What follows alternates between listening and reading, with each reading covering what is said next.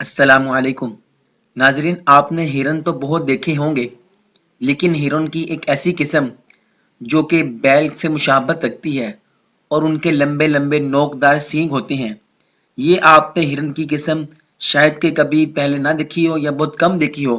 یہ ہرن افریقہ میں پائے جاتے ہیں اور ان کو جیم بوگ کہا جاتا ہے۔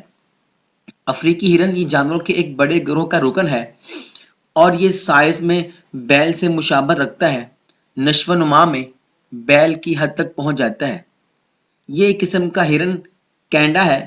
یہ جانور مختلف آب و ہوا کے حالات میں رہتے ہیں۔ جیسا کہ آپ جانتے ہیں، ہرنوں میں عام بیلوں کے ساتھ بہت سی عام بیرونی خصوصیات ہیں۔ مثال کے طور پر ان کے کھروں کی طرح نظر آتی ہے۔ اس کے علاوہ افریقی ہرن کا تعلق شومر سے ہوتا ہے۔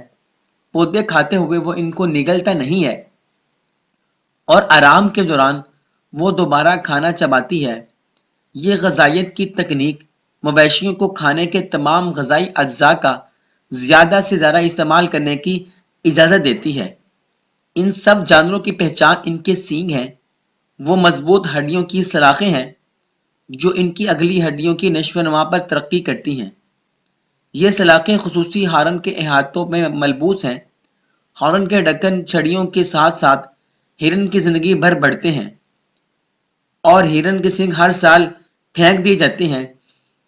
جانور خوبصورت رنگ کے سائز کے سینگوں کی خصوصیات یہ ہیں، وہ خطرناک حریفوں کے ساتھ لڑائی کے لیے استعمال ہوتے ہیں۔ جزیرہ سب فیملی میں ہارپلوپوں کی 16 اقسام ہیں جو افریقہ اور ایشیا کے مختلف حصوں میں رہتی ہیں۔ افریقی علاقے میں خوبصورت افریقی غیر محفوظ رہتے ہیں۔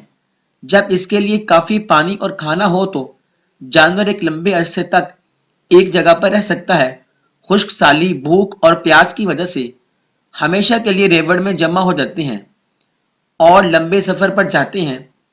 پورے سال میں افریقی ہرن بارش کے بعد جا سکتے ہیں، لیکن کیونکہ جہاں ان جگہوں پر یہ گزرے گا وہاں کم لیکن غذائیت سے متعلق گھاس تیزی سے اگتی ہے۔ افریقی ہرن کو عربی اورکس ہرن بھی کہا جاتا ہے چونکہ یہ عرب کے ممالک میں بھی پایا جاتا ہے۔ عربی اورکس یہ ہرن وسیع و عریض تھا جو پورے عرب اور سینا جزیرہ نما اور شام کے صحراؤں میں پایا جاتا تھا۔ صدیوں سے یہ صرف سردی کے موسم میں ہی شکار کیا جاتا ہے کیونکہ شکاری پانی کے بغیر دن گزار سکتے تھے۔ بعد ازاں انہوں نے ایک کار میں ان کا پیچھا کرنا شروع کیا اور یہاں تک کہ چھپنے والی جگہوں، طیارے اور ہیلی کاپٹر کا پلان بنا کر جانوروں کی تلاش کے انتخاب کیا۔ انہوں نے صحرائے نفوت اور روبل خالی صحرا میں چھوٹی چھوٹی جماعتوں کو چھوڑ کر اوریکس ہرن کو تباہ کر دیا۔ 1962 میں سوسائٹی فار کنزرویشن انہوں نے اوریکس کا آغاز کیا اور اس کے تحفظ کے لیے سخت اقدامات نافذ کیے۔ یہ اوریکس ہرن بنیادی طور پر جڑی بوٹیوں کے ساتھ ساتھ جڑوں، تنتوں اور خربوزوں کو بھی کھاتے ہیں۔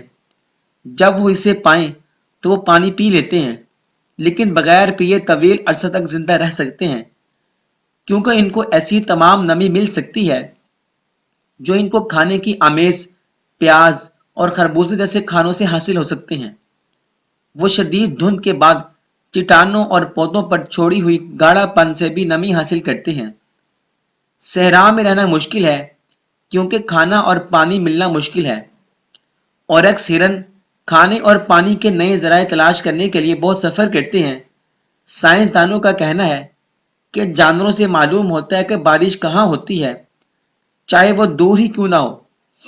یہ ہرن نے طویل عرصے سے پانی پینے کے بغیر سفر کرنے کی موافقت کی ہے۔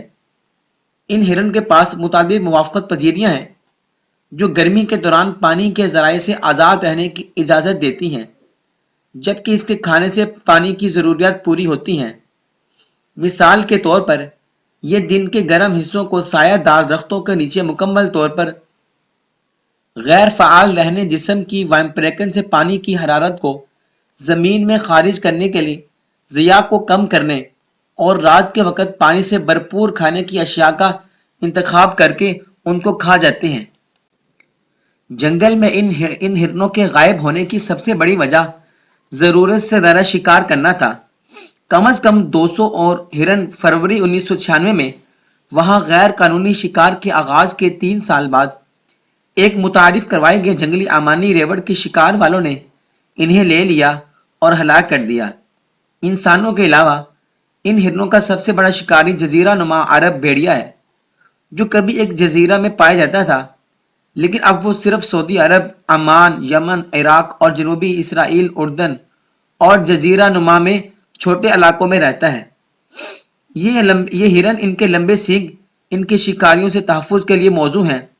خطرہ کی موجودگی میں جانور ایک انوکھا طرز عمل کی نمائش کرتا ہے۔ بڑا دکھائی دینے کے لیے یہ راستے میں ہو جاتا ہے۔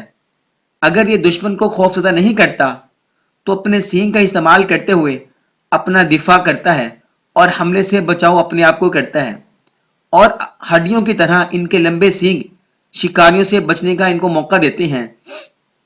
اس کی رفتار انتہائی تیز ہوتی ہے، یہ 60 کلومیٹر فی گھنٹہ کی رفتار سے بھاگ سکتا ہے۔ ناظرین، یہ آج کی ہماری ویڈیو تھی، جو کہ ایک منفرد ہرن جو کہ آپ نے شاید کبھی نہ دیکھا ہو، جو کہ دیکھنے میں خوبصورت لگتا ہے اور اس کے لمبے نوکدار سینگ ہوتے ہیں جو کہ اس کو جانوروں سے بچاؤ کا ذریعہ بنتے ہیں جو ان پر حملہ آور ہوتے ہیں۔ اگر آپ کو ہماری ویڈیو اچھی لگی ہو، آپ اس کو لائک کیجئے، شیئر کیجئے۔ ملتے ہیں ایک اور ویڈیو کے ساتھ، تب تک کے لیے اللہ حافظ۔